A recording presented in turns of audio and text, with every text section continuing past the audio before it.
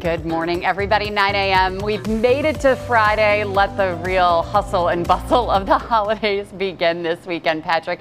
Unfortunately, the weather, if you do have a lot of running around to do, is going to be pretty nice this weekend, right? Yeah, the weekend looks, well, I wouldn't know if it's terribly, it's just quiet. 40 on Saturday, 30 on Sunday. That's nice for before Christmas, for all the errands and everything. It's icy apparently right now. I got a call from Elliot. He's like, I can't open the door. It's iced over. Yes, I know. When I did not need this jacket 2 hours ago, I put it on for aesthetics. Okay, because it was like 50 degrees. Right. Then you needed an umbrella. Then I needed an umbrella. Now you need a snow brush or salt. Right. And, it's going to begin icing up pretty quick as temperatures begin to tumble. Good morning, everyone. Quite a swing. A cold front moved through, and it's... and you can see the results. Temperatures are falling and the wind is picking up, and that'll be the case today. So let's take a look at the forecast. Windy today with temperatures falling into the 20s. There will be some snow showers in there as well. Right now, nothing too organized, just some scattered snow showers approaching. But as we head into the afternoon, that's when lake effect snows begin to ramp up. You can see there's a 4 o'clock snapshot. Most of the snow is south.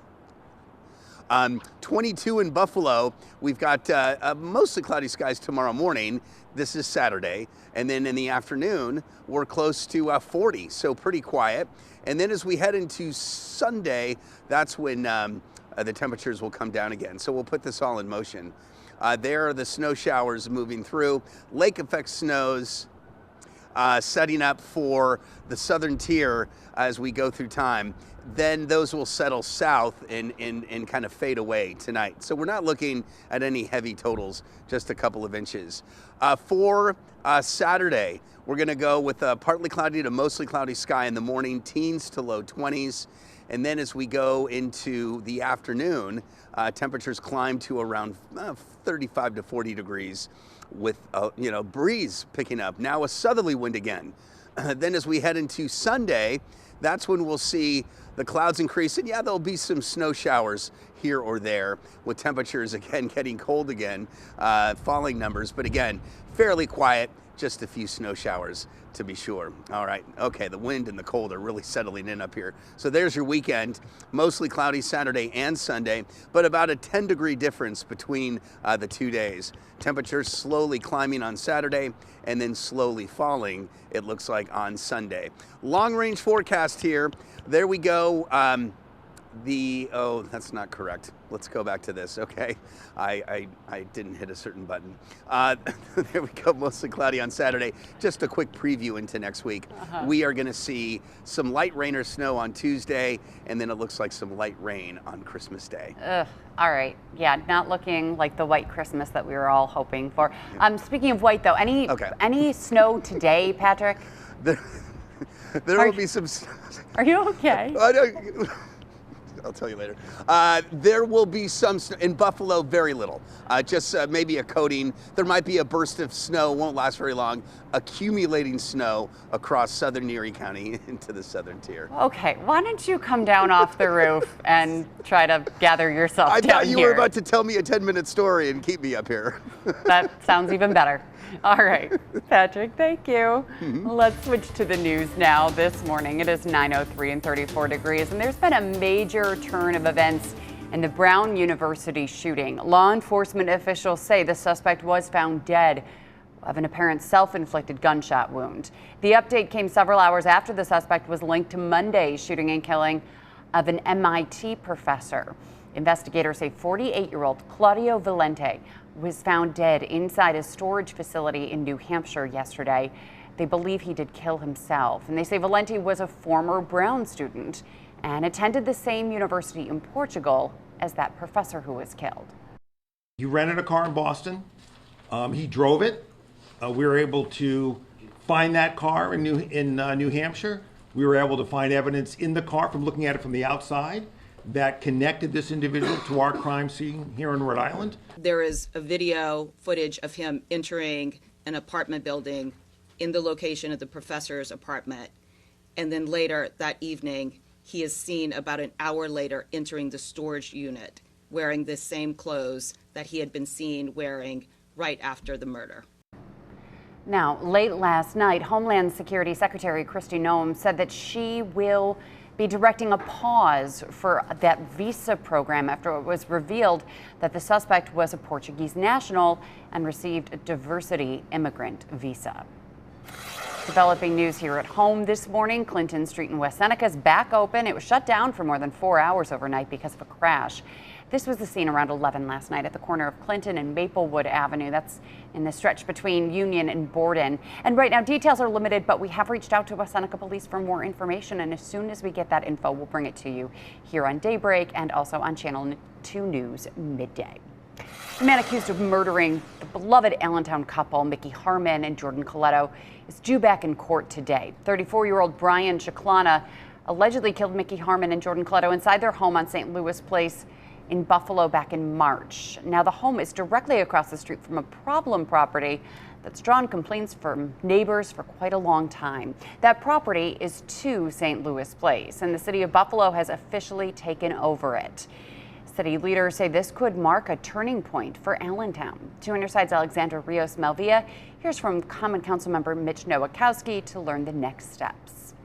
For years, neighbors in Buffalo's Allentown neighborhood say this building was a problem they couldn't escape. My thought is that, and strong feeling is that nobody deserves to live next to a building that looks like this. Buffalo police were called to 2 St. Louis Place at least 88 times over the past 15 years for trespassing, drugs, and crime. In one case, a body was found on the property. The property's owner, Charles Dubucky, was arrested back in April on outstanding housing court warrants and a charge of false impersonation, part of a long legal battle between him and the city. It's official as of last Friday. The Erie County Clerk's Office does show that the city of Buffalo does own and is deeded this property. Mitch Nowakowski, Fillmore Council member for this district, says the city taking control clears the way for real change. The building will soon be listed on the city's real estate site, allowing buyers to apply to purchase it with exceptions. The biggest responsibility is finding somebody who has the resources, the vision, and the understanding of what they're taking so that they can take this property and bring it back up to a productive use and to bring density and vibrancy to the neighborhood. Nowakowski says this case sends a broader message to absentee landlords across the city. Slumlords should take this as a warning shot that the city of Buffalo is using new tools to be able to hold derelict properties and landlords accountable. And once a property is taken by abandonment, it clears the title, the city owns it, and then is responsible for finding new ownership. He says removing negligent owners opens the doors for reinvestment, especially in neighborhoods like Allentown, where vacant properties have sat for years. On your side in Buffalo, I'm Alexandra Rios Malvia, Channel 2 News. 9:08 now, and Buffalo Mayor-elect Sean Ryan is announcing 2 more names who will be joining his administration come the new year. Those 2 names might sound familiar because they've been working in Buffalo for years now. Go Bike Buffalo founder Justin Booth is being appointed as the parking commissioner for the city. He started Go Bike back in 2008 and has long advocated for improved safety along city roadways. And then the current controller for Erie County Water Authority, Jessica Brown, she is being appointed as the new Administration and Finance Commissioner. The Ryan administration is right on track where we wanted to be to fill the positions. We understood to get the best qualified people who fit within Mayor-elect Ryan's vision for the city of Buffalo. We might not have everyone in place, but what we're sure about is we will have the right people in place. And right now, I believe we have 6 commissioners already identified. The Ryan administration's rolling out new positions as many city staffers have been told to reapply to jobs, with cuts expected as early as next month. There are also some big changes coming to City Hall in the new year, including the approach to running a financially stressed city government and soliciting help from unexpected outside sources. Channel 2's Ron Plants has more as he says the once bankrupt city of Detroit is an example. things elsewhere. The incoming Ryan administration deputy mayor for finance and administration told City Council's Finance Committee this about planning on Tuesday. The folks working on this are looking at the best practices from the Detroit model. The Detroit model means how the much larger city of Detroit, Michigan, which actually declared bankruptcy in 2013, really got help back then from foundations and even wealthy individual contributors to dig itself out of an $18 billion budget hole. Buffalo's current debt is only $35 million, but we heard this. We are concerned in regards to the city's actual cash. We know cost is going up to maintain, to pay for personnel, debt, and pension. Pension obligations rings a bell for an Axios business reporter who wrote this book, Detroit Resurrected, after covering Detroit's bankruptcy saga. Pensions were a big reason why Detroit ended up going broke. They owed about $3.5 billion in unfunded liabilities. Amidst difficult financial negotiations, philanthropy was also involved in Detroit's revenue rescue as part of the so-called grand bargain to help cover other city costs. Various family origin foundations like Kresge, as in the old Kmart chain, Ford, as in the car maker, and Kellogg, as in the cereal maker, jumped in to help. At one point, Kresge even bought 100 new police cars for Detroit to help with public safety. That was how they ended up stepping in, contributing hundreds of millions of dollars in private funds, which was really shocking because that had never really been done before. You don't see foundations do this kind of thing. They tend to like to look toward the future and invest in future projects instead of looking toward the past and solving problems that have been bubbling, for many, many years. But they believed that the city of Detroit deserved better. So now, here in Buffalo, the Community Foundation for Greater Buffalo is on board, maybe the Oshai Foundation, and of course the Ralph C. Wilson Foundation, already active here in Buffalo and Detroit. As we dig into the government and get a better sense of what specific needs we have or things that pop up, then we go to the group with a written request. For right now, the focus is on staffing up the government, bringing in talent, and also bringing in consultants. On your side, Ron Plants, Channel 2 News. And we are gearing up for Inauguration Day. We'll be bringing you live coverage as Sean Ryan is sworn in as the next mayor of Buffalo. That's coming up on New Year's Day, Thursday, January 1st at noon, and we'll be streaming the entire ceremony live right here on WGRZ Plus. Stay with us. We've got much more coming up on Daybreak, including a look at the Bills game this weekend. And also, if you still have holiday shopping to do, we'll tell you where you can shop local. Trying to make a good impression in front of the new boss, it seems. The Sabres just won last night. Now they're on a 4-game win streak. They bounced back from an ugly first period last night to beat the Philadelphia Flyers here at home 5-3. And yeah, they also secured their first win under new general manager Jarmo Kekalainen. And the Sabres managed to get out of the first period tied at 1, despite being outshot 12-4 by the Flyers. And then while trailing in the second, the offense arrived with goals by Tage Thompson and Noah Ostlund. Josh Norris found the back of the net for the first time since December 1st, and Ryan McLeod iced the win with an empty net goal late. And now, with 4 wins in a row, the Sabres' resilience is starting to shine through. One game doesn't mean anything, but we've started to string some games together where we're playing the right way and, kind of feeling confident and knowing that we're going to be able to close out games. And, even when we find ourselves trailing a little bit, we've done a pretty good job just staying even keel, like I've said before, not riding the roller coaster. I thought we got a little bit frustrated in the first, a little bit, disconnected, and I think we were able to kind of reset in the locker room after. Okay. Some bad news, though. Defenseman Connor Timmins broke his leg in the third period, and Lindy Ruff said he will miss 6 to 8 weeks. The Sabres are at home again tomorrow, facing the Islanders at 5. But the Flyers had a good record. I mean, they are a good team, so it's great to see the Sabres bounce back, even with so few shots on net. I asked somebody who said they're an okay team, but they beat us before. But they're not like a top team, but still. Yeah, their record's a lot better than the Sabres record. That is for sure. But yeah, 4 in a row, that's great. Who's the next opponent? Do we know? The Islanders tomorrow at 5. Okay. Here in Buffalo. Here in Buffalo, okay. Yeah. So lots of things to do tomorrow. We'll talk about that coming up in a bit. But first, let's talk about Sunday. The Bills season is getting shorter. The injury report is getting longer and longer. Wait, the injuries are happening at practice. Doesn't that seem odd? Like, how is that happening? I understand things can happen, but it's like they're all at practice. Right. So like the injury report gets worse as the week goes on, not better. yeah, no one should be getting hurt at practice. Right, exactly. But that's what happened. Sorry, I interrupted. That's okay. Continue reading. That's okay. Yeah, we'll get the final update of the week later on this morning when head coach Sean McDermott talks to the media, but there are a lot of names on this list, so let's go through them all. We already know that Jordan Phillips and Matt Prater will be out. Deion Dawkins and Dalton Kincaid both set out for a second straight day yesterday. Dawkins with an illness, Kincaid with a knee injury. But in better news, Christian Benford did practice. He's still limited, but working his way back from that toe injury that happened during practice that kept him out in New England. Terrell Bernard also missed last week, but he was upgraded to a full participant yesterday. He's got an elbow injury, and then the same goes for return man Mecole Hardman. He's working his way back from a calf injury that put him on IR during the first game that he played for the Bills. After that, Teron Johnson, Daquan Jones, Cam Lewis, Chase Lunt, and Mitch Wishnowsky are all limited. Got all that? I feel like Dalton Kincaid should just maybe be on that list permanently.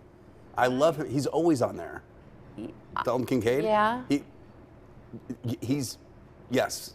He's just missed 2. I mean, he's on the list all the time. For the injury list? Yeah.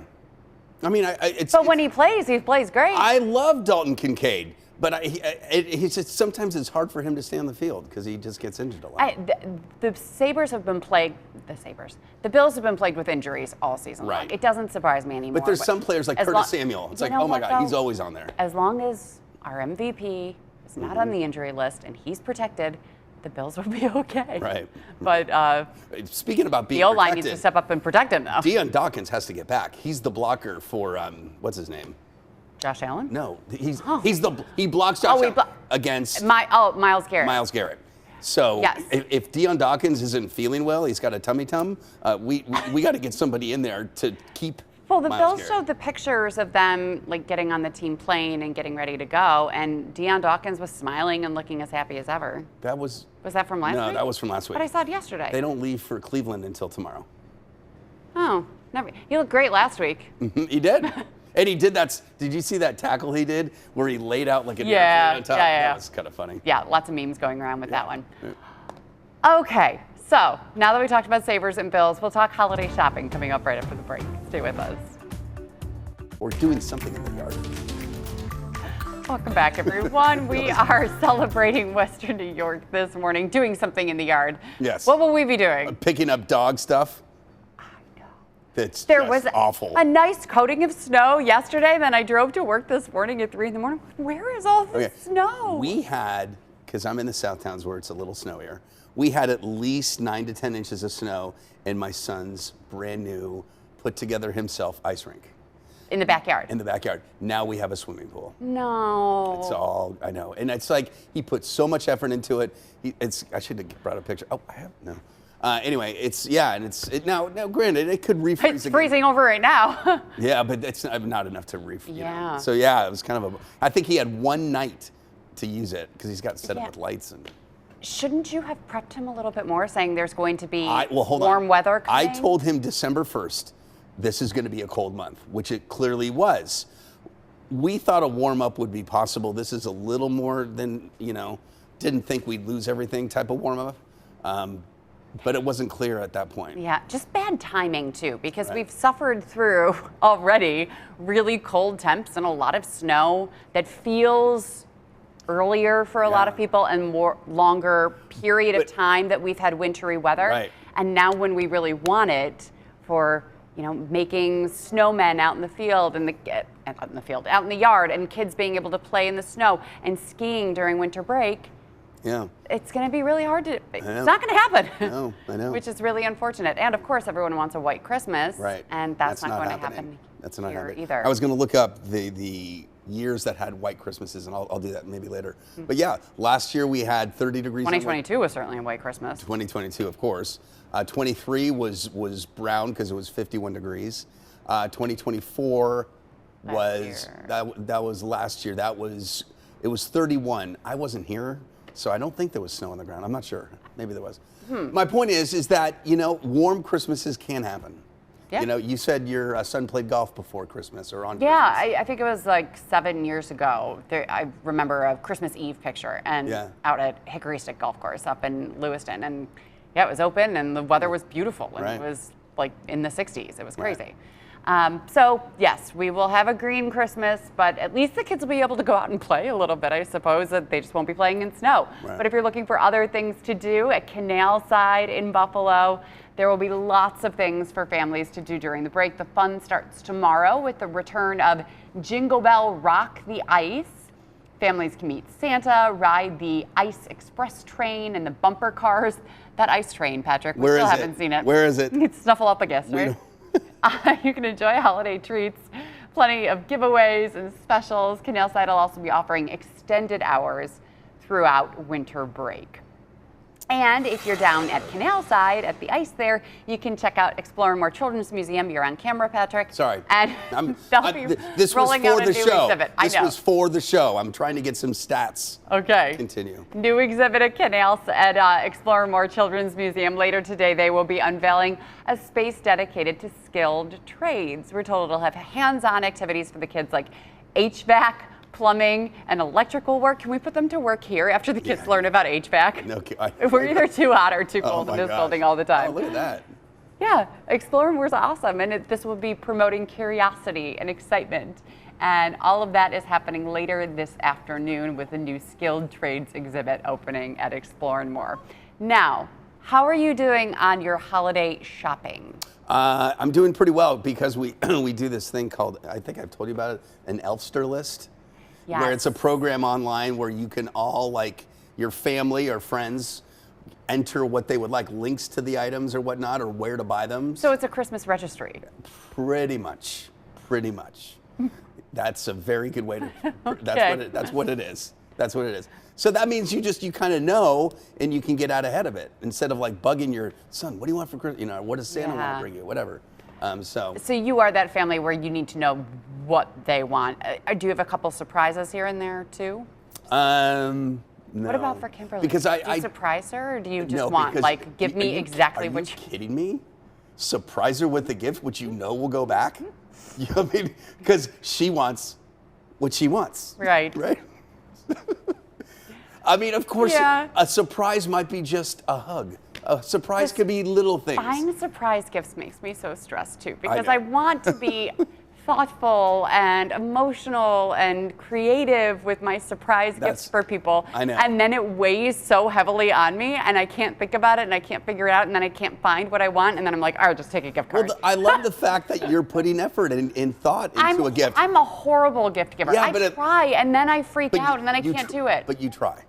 You try. Like you said, a gift card, which is useful, there's no Christmas in a gift card. I'm sorry. No. There's no Christmas cheer, in my opinion. There isn't really an Elfster list either. Yeah. Believe me, the thought, a gift, of course. I'm just saying. And also, I take that back. A gift card, buy what you want. So, there you go. It's just... Okay. It's from the heart. I've received gift cards from people that may be watching, so I didn't want to. Patrick loves gift cards. Right. To such and such a store, so put it all on social later. If you are doing local shopping, which I actually did a lot of local shopping this year, and that felt great. Right. It really, instead of just doing the Amazon thing, it was really, really good to talk to local vendors and see these local things. And so I did a lot of local shopping this year. One place that you can go this weekend is the Procrastinators Holiday Market, as it's aptly called. That is at Riverworks tomorrow. It's going to have 100 different local vendors and artisans offering up everything from clothing and jewelry to home decor. Take a look. When you support local, you're supporting your neighbors, your friends, so you're helping local people provide Christmas for their families, so it's a win-win. And again, the Procrastinators Market is happening tomorrow from 10 until 5 at Riverworks. Admission is free. Then there's also a lot of other holiday outdoor markets going on. With the month wrapping up, you can still get in all of that shopping. The final weekend of the Chris Kindle Market at Hofbrauhaus is happening in Buffalo this weekend. So if you go to Canal Side or go to Explore More, Stop at Hofbrauhaus also. Check out the local artisan vendors, the seasonal food and drinks, live music in a traditional Bavarian setting. You can check out the market tonight from 4 to 8, tomorrow from noon to 8, and then Sunday noon to 5. It's also the final weekend of East Aurora's newest outdoor winter market called EA Wonderland. That's at the Roycroft campus and features local vendors, visits from Santa and Mrs. Claus, live music, lots of other family-friendly activities. That market in East Aurora is open from noon to 8 tonight and tomorrow from 10 until 8. And then I also checked out the one at the Richardson campus, and that one, the Buffalo Holiday Market, love that one. Santa is there as well. There's ice skating and there's curling and a lot of different shops, including this thing called Fluffalo, which is hot chocolate with fluff on top, and then they brulee Isn't it. that what called whipped cream? What do you mean? No, fluff is marshmallows. Oh. The big, huge, like imagine an ice cream scoop of marshmallow fluff on top of hot chocolate. Okay, it's pretty good. Delish. Gotcha. And then they can make it boozy for the adults out there too. Right. Anyway, have a wonderful weekend. Good luck getting your holiday shopping done, everyone. Go Bills, and we will see you back on Daybreak on Monday.